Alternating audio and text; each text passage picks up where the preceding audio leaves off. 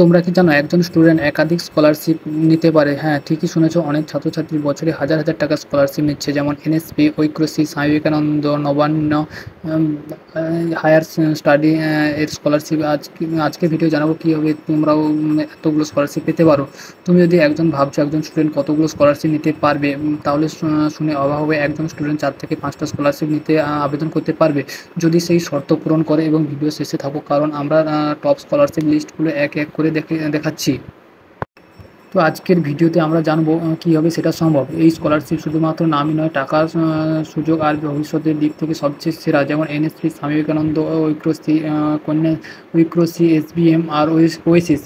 তো অনেকেই ভাবে স্কলারশিপ পাওয়া যায় না, একদম ভুল। ঠিক নিয়মে আবেদন করলে তুমি একাধিক স্কলারশিপ সুযোগ পেতে পারো। তোমার বন্ধুরা, তোমরা যদি স্কলারশিপ নিতে চাও তাহলে ভিডিওটা অবশ্যই শেয়ার করো, আর স্কলারশিপ সম্পর্কিত আরও আপডেট পেতে চ্যানেলটিকে সাবস্ক্রাইব করে করো এখনই।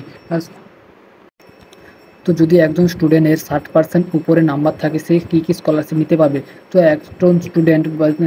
একজন স্টুডেন্ট যদি 60% উপরে নাম্বার থাকে, সে পাবে স্বামী বিবেকানন্দ স্কলারশিপ, এবং যদি বিড়িবাঁধা কার্ড বা SC/ST থাকে তাহলে ওএসসি স্কলারশিপ এবং এনএসপি স্কলারশিপ নিতে পারবে। এবং প্রাইভেট স্কলারশিপ আরও একাধিক প্রাইভেট স্কলারশিপ রয়েছে। এবং আরেকজন স্টুডেন্ট যদি 60% নিচে কম নাম্বার থাকে, তাদের SC সার্টিফিকেট বা বিড়িবাঁধা করা স্কলারশিপ থাকে, তারা কীভাবে পাবে?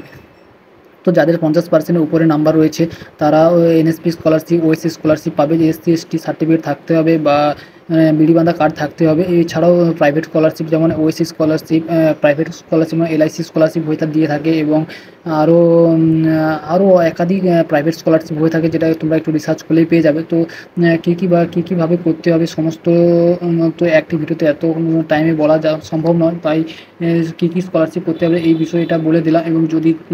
এবং যদি চাও কীভাবে করবে বা তার লিঙ্ক, ডেসক্রিপশান, সমস্ত ডিটেলস আমি ডেসক্রিপশানে দিয়ে দেবো। ওখান থেকে